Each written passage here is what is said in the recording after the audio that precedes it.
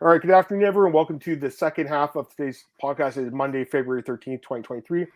This is the MMAOB Daily Podcast. I am Adam Martin, your host, as always, and Big Marcel is my co-host here. Marcel, we're going to break down UFC Vegas 69. Got 11 fights on the card. New main event, Andrade versus Blanchfield. Santos pulled out due to personal issues, or corner couldn't get visas, apparently, so she pulled out. I mean, tough situation, right? Like, if she doesn't have her, I guess it's her husband, I believe, I think is one of them, but it's her coach too, right? So it's a huge fight for her, and it's just like, it's kind of crazy that she couldn't get visas. You wonder, like, or not she, but them, wonder what the issue was, right?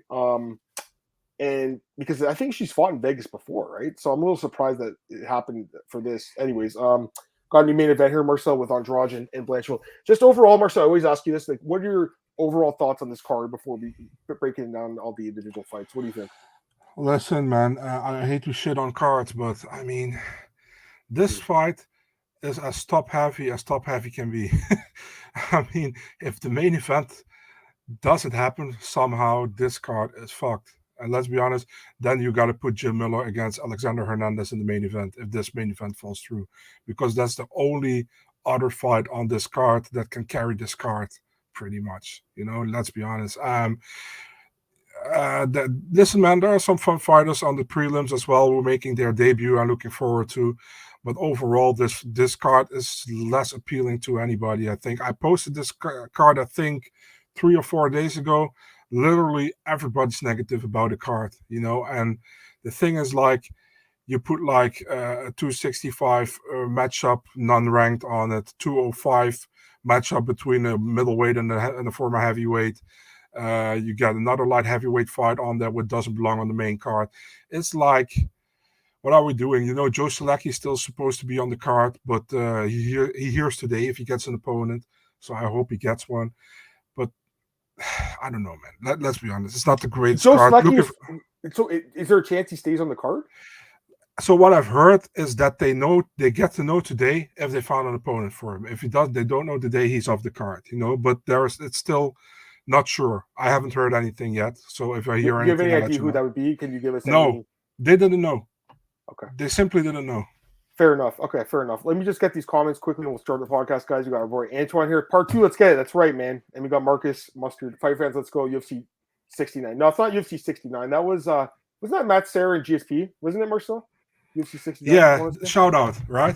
Right? I think it was shootout. Yeah, we both called it. There we go. That was 16 years ago. Holy fuck. What was the co-main event? Josh Koscheck versus Diego Sanchez. Applause for yourself, dude. Yeah. Wild. All right, let's get some comments here, guys. We're getting the card. Amazon fans is fighting 2 weeks. I'm not sure. You're talking about Yaroslav? I'm not sure. Good question. I don't know. Your sleeper cards. Yeah, it could end up being better, but on paper, guys, it's not the greatest card. What's up, Anthony? How's it going? He's talking about Blanchfield, and he thinks he's going to be Andrade. Okay, we'll talk about that fight in a sec. Let's get into it, Marcel. We'll start with the first fight of the card. We'll always work our way from the bottom up. First fight of the night, it is Juancamilo Ronderos taking on Clayton Carpenter in the UFC flyweight division. Carpenter's a big favorite here, Marcel. He is minus 280, and Juancamilo Ronderos plus 235. Who's your pick? First of all, I want to say somebody commented on my Twitter. It's like, this dude's name is Clayton Carpenter. Why his nickname is not the Guida? So I was like, Alex, you got to ask him this on fight week. He's like, I'm going to ask him. That's actually kind of funny, yeah. Yeah, Clayton the Guida Carpenter would have been so cool. Yeah, I really like what I saw from Clayton Carpenter, dude, in the Contender Series. He looked really good against Edgar Chairez, I think. Former LFA fighter as well, where he fought 3 times. If you look at Juancamilo Ronderos, I think he was suspended for cocaine, if I'm correct, by USADA. Yes, he got caught for coke. Yeah, he hasn't fought 2 years. Yeah, and he lost that short notice fight against David Dvorak. Yeah, he got one really good win on his record, a split decision win over Eric Shelton. Right, wasn't really like impressed with him against Dvorak, but I don't think he was supposed to win that fight. Yeah, I'm taking Carpenter here, man. I'm taking Carpenter with a decision win. How do you not take Harper in this fight? I mean, the guy's actually quite good, I think. Good prospect, undefeated. He's good everywhere, too. Like, he's got good stand-up and good submissions. Here's the thing with Ronderos, too. Like, Hasn't fought in 2 years. Well, got suspended by USADA for the coke issue. I think it was in Nevada, but either way. He does have a decent win over Eric Shelton. He's a UFC veteran, but that was 4 years ago, and that's his only win in 4 years. There is one fight I do want to mention. I remember talking about this guy 2 years ago when we broke it down, but he fought this guy Matthew Elliott, had this crazy choke. They call it a head guard choke on Sherdog. I wonder what they call it on Tapology. That's what they called it. What do they call it on Sherdog here? But it's a crazy submission. They're calling it a bulldog choke. It's just nasty, whatever it is. So it's definitely worth going back and watching that. And the guy's got some submission skills. I don't think he's really that great. And I think UFC's setting up Carpenter for a win, so I don't even want to overthink this one. Like, I just think he's going to win for sure. I'm convinced this guy wins. I think he finishes him, man. That's what I think. So yeah. There's guys who are talking about the cocaine thing. Yeah, Ronderos got caught for cocaine. I think it was cocaine and marijuana. So this guy was partying. Yeah. Here's the thing, though. Like, marijuana stays in your system for a while. Cocaine doesn't really stay in your system that long, from what I've read, right? And he also took the fight in 24 hours notice. Yeah.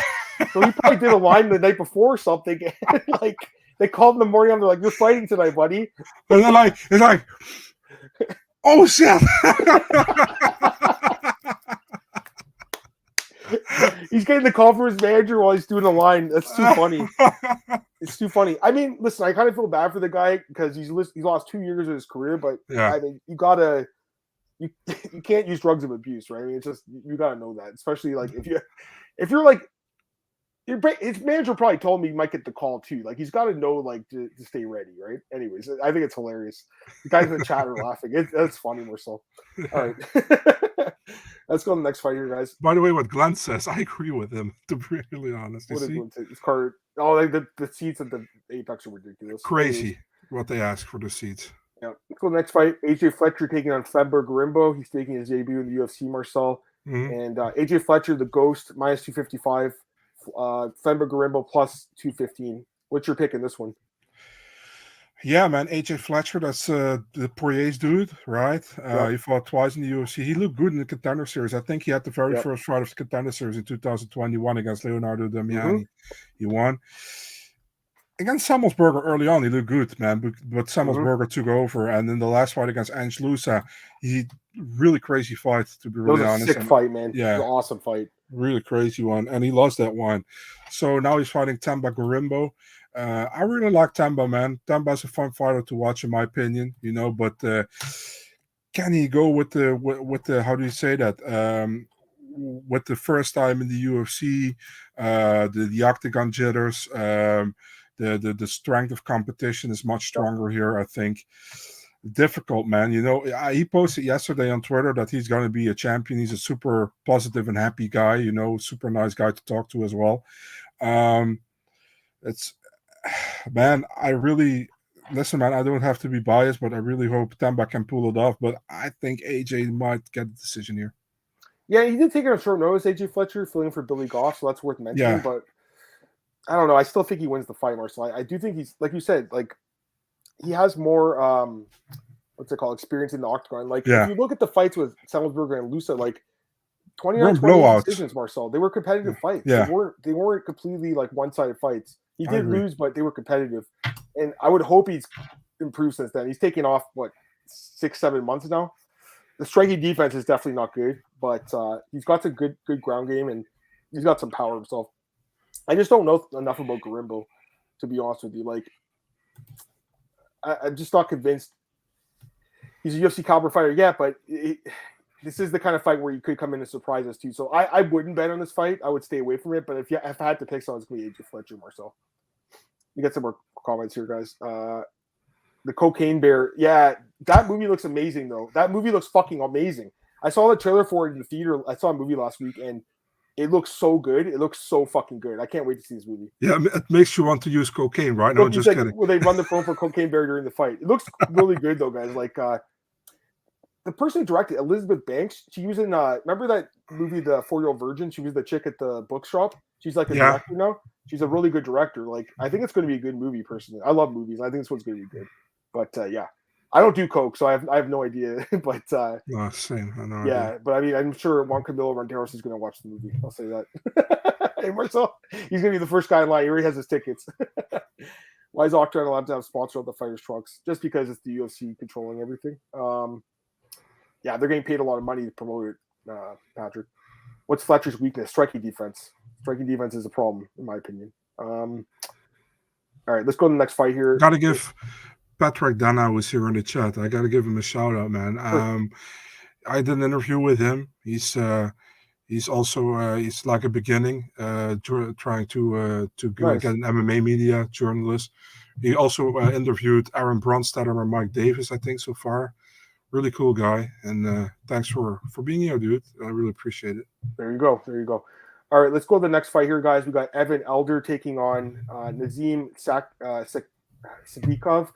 And this fight has pretty competitive odds, actually. Sadykhov is minus 170, Elder's plus 145. What's your thoughts on this one, man? Man, Nazim really impressed me, dude. He's also from the team from Longo, right? Longo and Whiteman, Law MMA, where he trains with, I think he trains with Sterling, with Marab, with all these kind of guys. Yep. He looked really good, man, against Ahmad Hassanzada on the Contender Series. Knocked him out in the third round. It was a really fun fight, what I remember. Before that, fought in the Fury FC and CFFC. He's like typical prospect coming from there, man. Like these shows, you know. And I really like what I saw. Sorry, I have to cough. Fucking hell. I'll do some cocaine during the podcast, man. Yeah, suck it. Evan Elder. He got the short notice fight in the UFC against Preston Parsons. Didn't look good, but it was a weight class up, right? He was fighting in welterweight for that fight. He's now going back to lightweight. Yep. Before that, he looked pretty good in the Shamrock promotion, and he got that win in the what was that? That's the Fighting Alliance. FAC James Croswell promotion. Exactly, your friend. So. I'm going Sadykhov here, man. I think he has more upside. I really like what I saw from him so far, and I think he might finish him in the second round. I actually like Elder, man. I remember watching tape on him last year, and he looked good to me. And they had a tough fight against Preston Parsons, who's a big welterweight. Like that's just a tough fight, I think. I do think he's actually pretty decent, but I also think Sadykhov has got more upside, right? I think you hit the nail on the head here, and I don't know. I can't pick Elder in this fight. I feel like he's gotten some tough matchups in his first couple of fights, but I think Sadykhov, the power we saw, Marcel. Elder is going to have to grapple. I think if he stays in the feed, he's going to be in trouble here, Marcel. So I got to go with Sadykhov, man, because like you said, he looked so good in Contender and hard to go against this guy right now. I do like Elder, but I just don't like the matchup for him necessarily. So a couple other comments here. You like Elder? Okay, good to know. What? You like Elder? Like old people or something? Yeah. It's good to know. Color comments. You guys know MMA Guru? I don't know him. James Lynch, our friend, did an interview with him. That's the only thing I really know about. I don't watch his stuff. I wanted to see Ben Watson. Like, yeah, too bad. Thank you, Marcel. Here we go. Marcel's a good friend for everyone. Sadykhov got a good grammar. Expected coming out of Sierra Longo. Also got good striking. Yeah, his striking is good. Hey, what's up, Senator? How's it going, man? Good. So Elder's records awful. Surprised the odds are wider. FSC fight was against 916 guy. His record, like you said, Glenn, I think Glenn's a guy that's big on like level competition. He always talks about it. It's definitely worth mentioning. I do think the skills are there, but yeah, I don't like the matchup for him. All right, let's go to the next fight. Fight of the night. What, this fight? You was thinking this is not going to happen. You don't remember you said that? Oh, yeah. All right. Anyways, let's go to the next fight here. We got Mrs. Marcel's fight of the night. Yeah, Ovince St. Preux against Philipe Lins. Ugh. Oh, man. I'm still not convinced it happened. Philipe Lins is a pull art artist, man. Like, he pulls out every single fight, dude. Like, did you watch Sonic Yusuf picks? I didn't see it. Why? Is it funny? He's looking to Philipe Lins. He's like, oh, that's great. Eric Silva got past USADA. Good for him. He does kind of look like a bigger, fatter Eric Silva. Anyways, odds for this one. So it's worth noting the odds open at minus 130, plus 110. And now it's minus 225 for Lins at plus 190 for OSP. What's your pick in this one, Marcel? Who are you picking in this one? Dude, this is going to be a horrible fight. And it's going to be a decision likely. I'm picking Lins. Maybe I'm crazy. I'm picking Lins. I don't see any upside in OSP anymore, to be really honest. Wouldn't be surprised if OSP wins. This is a total coin flip for me, you know. Yeah. I'm happy they didn't put this on the main card because I had to write about it if they did. But I'm taking Lins, unanimous decision or a split or whatever they're gonna do. Maybe we should do it just for fun, a draw, you know. Because I'm just kidding. We're going with Linz here. I hate this fight. I think this fight's going to suck. I think you've hit the nail on the head. I think it's going to be a decision too. Just two guys with very low output, and judges will come into play. I think it's a really close fight. I actually feel like this fight should be a pick'em, just like the odds originally came out. Sometimes the odds makers don't have good opening lines, but I think in this one, I think this fight can go either way. Got to say. Yeah. Go ahead. No, go ahead. No, you first. You first. I'm going to take OSP, man. I'm not saying it's like to run out and make a massive bet on him because he is plus 190, which is good odds. But if you're asking who I'm going to pick to win this fight, I would pick OSP because I do think the experience comes into play a little bit, and I just think he's this kind of guy that we've seen him in these low output fights that he can get the decision in them. His last fight against Shogun, very similar, right? Linz, I just think he's looked terrible in the UFC. I know he beat Prachnio, looked better than we thought, but still don't think he's good, man. Adam, yeah, OSP by decision. What are you gonna say? This fight's awful, but I still like to watch that 10 times more than I would ever watch Power Slap. Yeah, fair enough. Loser gets cut. I think so too. Loser's getting cut from this fight. All right, let's go to the next fight, guys. We got Jamall Emmers taking on Khusein Askhabov, and someone was asking about Emmers earlier. It was actually Antoine. He's asking, can we get back to the level before the Sabatini fight where he got injured? I don't know. We'll see. I mean, I also feel like this is a really hard fight for him personally. Odds for this one, Marcel. What do you think of the odds? Because this one opened at minus 235, and now he's only at minus 125. Askhabov. It's almost like a pick-em line. Tons of money's coming in at Jamall Emmers. Can you tell me why? Because I look at this fight, and one guy's 23-0, and I know his level competition hasn't been amazing, but Emmers is not special in my opinion. Like, he's a decent fighter, nothing great, coming off a bad loss, and hasn't had a ton of success at this level of the sport. I mean, for me, it's like I'm surprised this guy's only minus 125. What do you think, man? But that's it, man. That's it, because the level of competition hasn't been great, you know. And Emmers has one real big win on his record, which people see, and that's Khusein years ago. But they still see that, you know. And that's probably why. I think this is a typical fight where you should think Askhabov would probably win because of the record. But if you look into it deeper, it is a much closer fight, actually, in my opinion. Listen, man, I wouldn't be surprised, dude, if Emmers wins here. You know, I wouldn't be surprised. I'm not going to pick him because I think Askhabov is really good, you know, but he hasn't fought the, how do you say that, the legitimate amount of competition. And I have to watch my words because he fought some Dutch guys. He fought some decent guys, like the Desme guy's pretty good. Yeah, Desme is a Belgian, but he fought Van Helvoort, which is a really, really decent Dutch guy. So I'm picking Askhabov here with a decision, but I think it will be much closer. You know, I think the line is correct. You know, fair enough. I mean, maybe I'm not saying it's going to be a blow up, but like if I'm forced to take a guy in this fight, I'm definitely taking Askhabov. Like again, Emmers hasn't fought in a while. He's got some skill. There's no doubt about it. He's a big guy for this division, but like I don't know, man. He hasn't fought in forever. He's the same guy who's never lost. Like 23. It's not easy to get to 23-0. Like that's got to be one of the better records in MMA without a loss yet, right? And he is a guy that trains at Tiger Muay Thai, American Top Team. I mean, the guy's training with good camps. The 3-year layoff is definitely a worry. I mean, there's no doubt about that. But I mean, if you're asking me who I'm picking to win this fight, it's Askhabov. So I'm gonna take him to win this fight. Let's get to other comments here. Emmers is just a good fighter. Wouldn't mind the pick him up, but he's decent. Emmers winning Sabatini. He was, and then he got like reversed. I want to say, or he got on top of him. I think he had mount position, then left his like heel out and Pat heel hooked him, and then he injured his knee. I want to say, right? He's been out for a year and a half since then. So, his brother's supposed to fight in Bellator. Kept pulling out. Who's that? Askhabov's brother?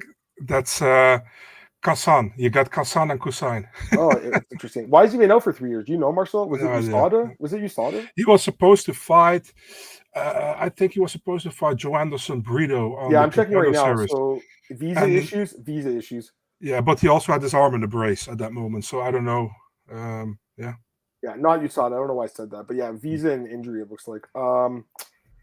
You guys think the UFC pushing because of age and record? Maybe. I mean, it's not really. He's just on the prelims, Antoine. He's fighting a guy who's 1 and 2 in the UFC. You know, so I don't know if he's getting a huge push, but he was supposed to fight. You know, Herbert Burns' last fight. These guys were like, sorry, I shouldn't say bantamweight. It's featherweight. What am I talking about? Yeah, but anyways. Again, if you're asking me to pick who I'm going to win this fight, I got to go with Askhabov. All right, let's go to the next fight here, Marcel. This is the last prelim here. We got Lina Lansberg taking on Mayra Bueno Silva in the UFC Women's Bantamweight division. And it could be a decent scrap. I mean, Lansberg's pretty tough, and Silva I think she's a good fighter, man. I like her. So, odds for this one, Silva's actually the biggest favorite in the card, minus 460. Lansberg plus 370. A lot of money came in on Silva today. She was minus 380 this morning. I did my breakdown for the fight. Now she's minus 460. I'll start on this one, Marcel. I mean, how do you not pick her in this fight? Like, how do you not pick Mayra Bueno Silva? Like, she's a good fighter. She's coming off 2 straight wins. She's coming off submission wins. She has really good submissions. Her stand-up's pretty good. She's 9 years younger than her opponent in this fight. Lina Lansberg's lost 3 straight. Let me finish. Lina Lansberg's lost 3 straight fights. I know she's looked competitive. I'll give her that. Like, she did have a knockdown against Rosa against Kansas. She looked competitive, but still lost. Overall record in the UFC is 4-6. It's a bad record. She is pretty durable. I'll give her that. But she's almost 40 years old. She's one of the oldest women's fighters in the UFC. She's on a 3-fight losing skid. How can I pick her in this fight? I'm definitely picking Silva. For me, it's just like, how does she win? Is it either going to be a finish or a decision? I think both are viable, man. She has got good submissions. She also has some decent striking. I think she could finish this girl. And if not, I think she wins a decision. So I definitely like Bueno Silva. I think the odds are fine. Again, when I saw minus 380 one, I'm like, it's very reasonable. Minus 460, it's a little bit higher, but I still think she wins, man. There's a reason she's the biggest favorite in the card. If you look at this card and you ask me who my most confident pick is, it's her. So what do you think, man? I mean, I wanted to say, like, how can you pick Lina Lansberg? But you said earlier in this podcast you like Elder. So, yeah, sorry, really bad. That's why I had to jump in on it when you said it was joke. Much more funner. It was much more funner when you were talking about it. That's why I wanted to bring in. My bad. Yeah, I'm taking Silva as well, obviously. I've never been high on Lina Lansberg, no disrespect. She's super tough, but yeah, she's tough.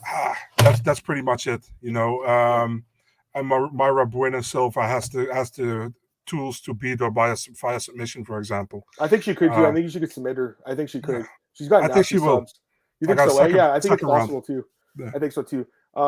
Gorilla says she fought him too many times. Means probably struggles.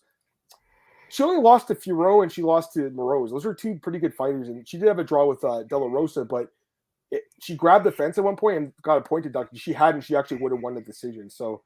I don't know, man. I think she's pretty good. I actually liked her. She had that ninja choke on Contender Marcel a few years ago, like 5 years ago now. But I like her, man, and I think she's pretty tough, dude. I like her game. Lansberg does hit hard. I will give her that. She had some, some power that she showed in the last 2 fights, but Silva's never really shown any issues with her chin or durability. She can stand and bang. I think. She went 3 with Furo and didn't take any real, amazing fight-changing damage in that fight or anything like that. So I like her girlfriend as well, by the way. What's her Gloria DePaula? I think. Yeah. Yeah. All right, let's go to the main card now, Marcel. We start off with Jim Miller against Alexander, the Great Ape Hernandez, I believe his nickname is now. Yeah. He was supposed to. Jim Miller was supposed to. Who's he supposed to fight originally again? Gabriel Benitez. Benitez, right? Okay, now so Hernandez fills in on 2 weeks' notice, and opens as a big favorite here, minus 240, plus 200. Jim Miller. Let me start on this one, Marcel. Listen, I get Hernandez. He's a pretty talented guy. I get it, right? And he's a lot younger than Jim Miller. Okay, and that's something I always pick against, the age, right? I just did it in the last fight, but you like Alder. In this fight, I do. How do you not pick Jim Miller plus 200? I mean, he's just won 3 straight fights, and he was an underdog. Remember against Nicholas Motta, everyone was saying Motta's going to destroy him. We both picked him in that fight. I don't know. Hernandez to me is he's nothing super special. He's super inconsistent. He has a losing record, I think now. Where is he? Well, he's 5-5. Jim Miller has the most wins of all time in the UFC, doesn't he? Yeah, most wins, most fights. He's on a roll. He's won 3 straight fights by stoppage. He's looked really good. And even the losses lately, they're close fights that go to decision. It's not like he gets blown out of these losses. Again, it's like the OSP fight. I wouldn't put my house on this one, but if you're asking me who I'm going to pick in this fight, and especially at plus 200, it's got to be Jim Miller. I do think he could finish Alexander Hernandez, Marcel. I'm going to take Jim Miller here, man. I think he can finish him. What do you think? I think the odds are completely off. I mean, Alexander Hernandez hasn't showed to me that he is actually the guy that people think he was, I honestly think Jim Miller wins. Oh, you're picking him too. There we go. Yeah. You have a consensus dog, guys. Plus 200 dog. I was surprised. I'm actually surprised that Hernandez is the favorite coming into this. Minus 240. I just don't. I don't. I mean, what am I missing here? Like, why is he such a big favorite? He looked good in the last fight in the first round, but it was also at featherweight, and he completely faded in the second round. Yeah, I think Miller wins. I don't know if he finishes him, but I definitely have Miller here. I'm just looking at the odds. Like when he fought Mata, he was a underdog. We picked Shorty him. was favored. All right, so yeah, but the Mata fight, everyone was saying he was gonna get finished, and then he looked fucking amazing in that fight. It's a really young, solid prospect. I still think he's got it, man. I still think he's got the ability to finish fights, Marcel. We both picked him in that Mata fight. We did, and here's the thing: Jim's like, it's not like his chin is bad. He's been knocked out a few times in his career, but not really. Like considering he has he's got like 40 fights in the UFC or something crazy like that, 30 something fights. Yeah, he's been knocked out twice by Dan Hooker and by Cowboy, a prime Cowboy. Hernandez's path to victory would be knocking him out. I don't know if it happens here, and I think on the ground he's going to have problems with Jim Miller. Oh man, maybe we're missing something on this one, but I just think the odds are ridiculous in this fight. Like I don't really get it. I'm taking Jim Miller. We both like him. Pato likes Alex. Fair enough. Hernandez probably really struggles if he doesn't get finished. Yeah, it's true. Did Alex say he's retiring? I don't know. Did he? I'm not sure. Miller round 2, 4 of Hernandez's last 5 losses came round 2. That's interesting. You guys got finished by Cowboy. I think Jim Miller does whatever he wants to Hernandez. Oh, it's interesting. It's really interesting. There's some strong opinions either way on this fight, so it should be an interesting fight. But yeah, plus 200. I mean, I think you have to take Jim Miller. All right, go to the next fight here. We got William Knight taking on Marcin Prachnio. Is that the next fight, I believe? Yeah. Minus 110 each, Marcel. It's a pure pick'em odds. So it's obviously not an easy fight to call this one either. What do you think, man? And actually open at minus 110 each, so the line hasn't moved at all, which shows you how much difficulty people are having picking in this one. What do you think? Yeah, it's another weird fight again. Yeah.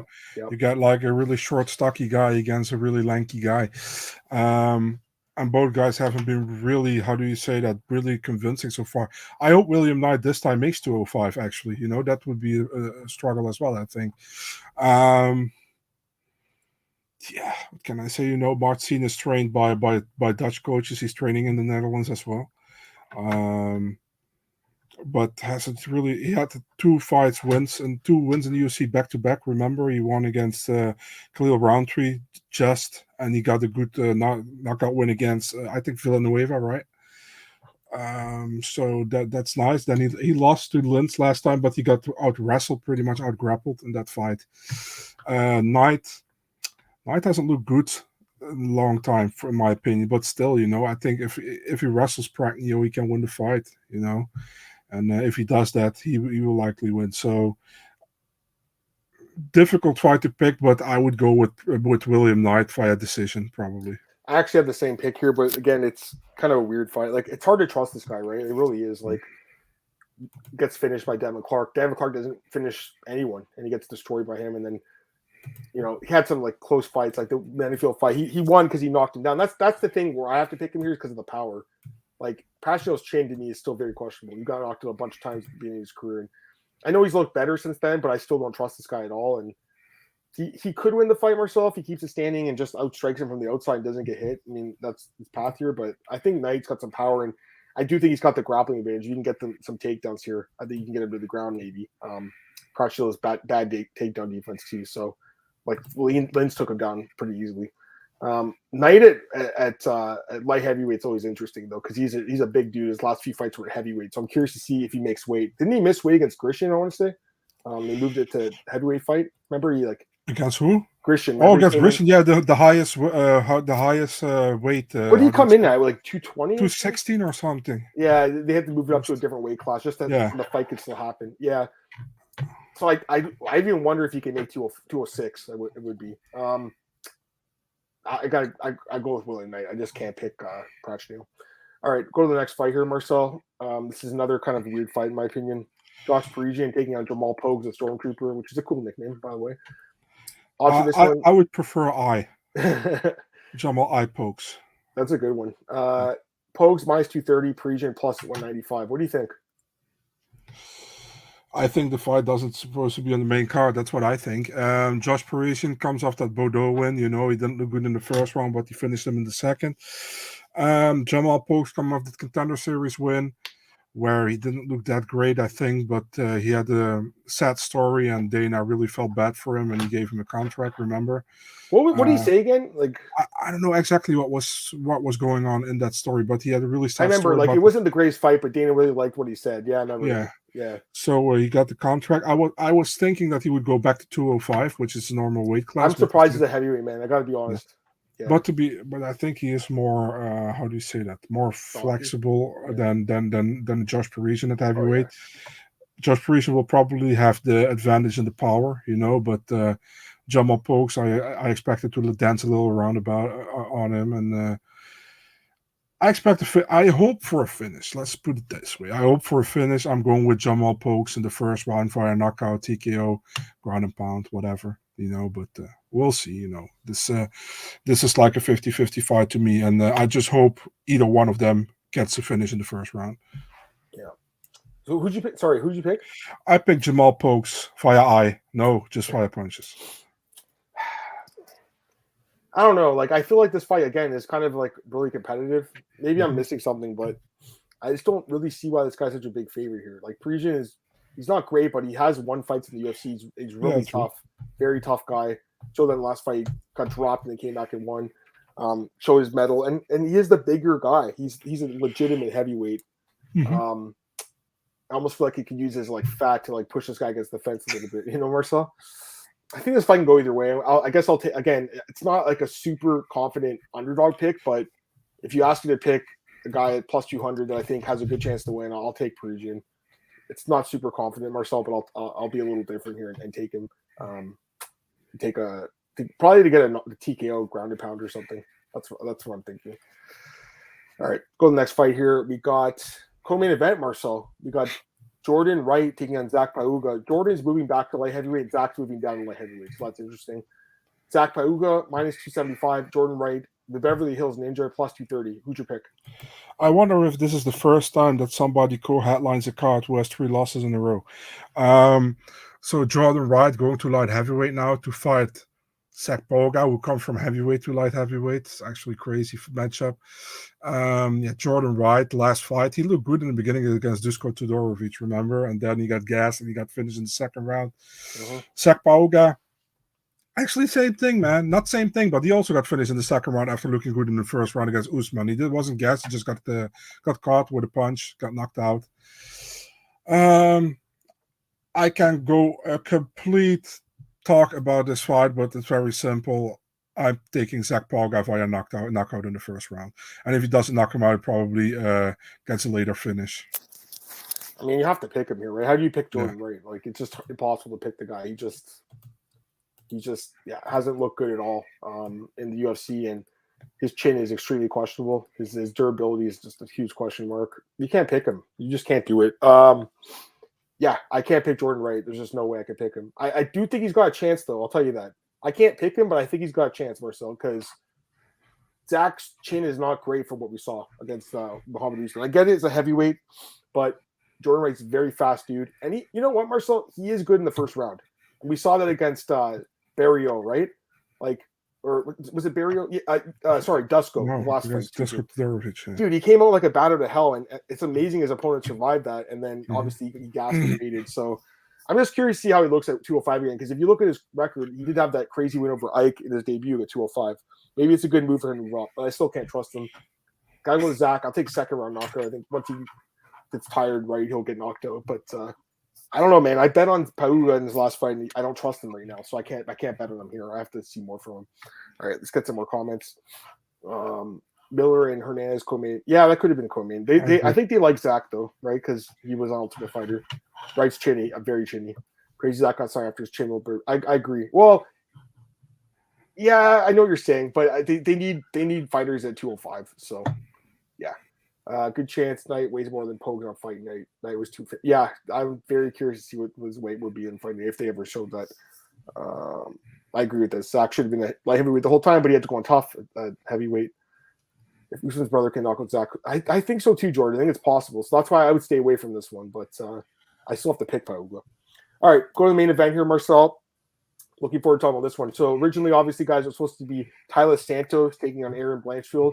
And then on Saturday night, we're watching UFC 284, and they announced that Santos is out. And now Jessica Andrade is filling in against Erin Blanchfield. So we have odds for this fight, guys.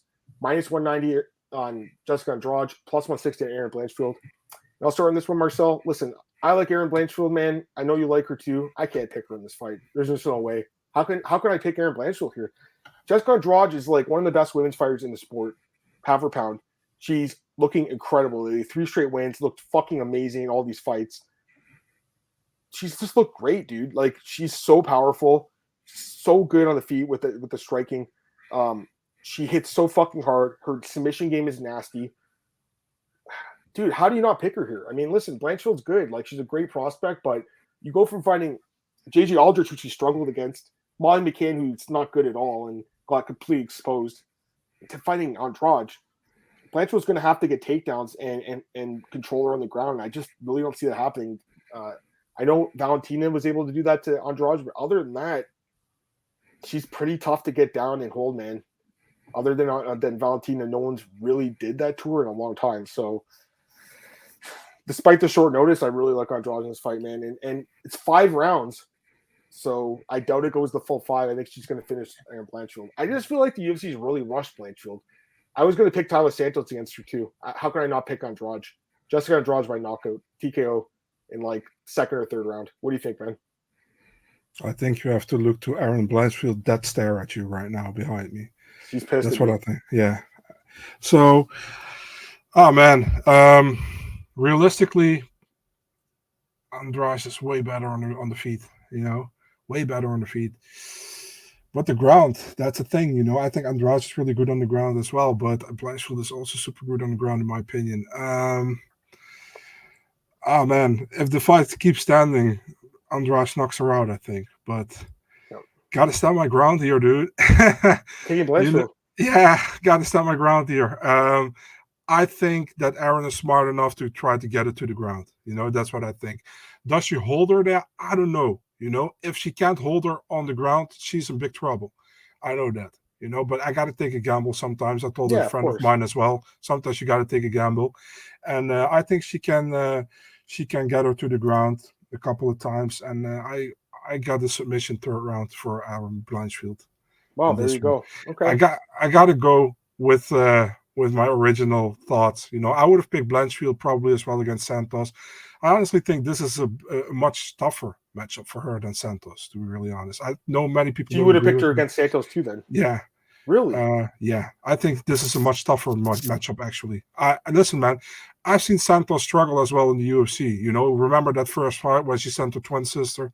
You know, I know that's a long, long time ago, but hey, we'll see. Maybe I'm absolutely wrong, but sometimes got to take a gamble, and I'm doing this time. So, but I understand when people fully with you. It makes more sense, obviously.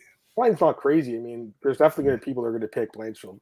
Like, I like Blanchfield. Don't get me wrong, man. Like, she's great. I really like her, dude. I think she could be a champion. I just think this is a big step up.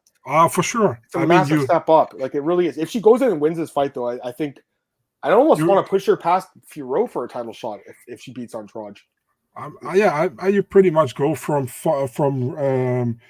driving a bus to driving to have to drive a Lamborghini or whatever. You know what I mean?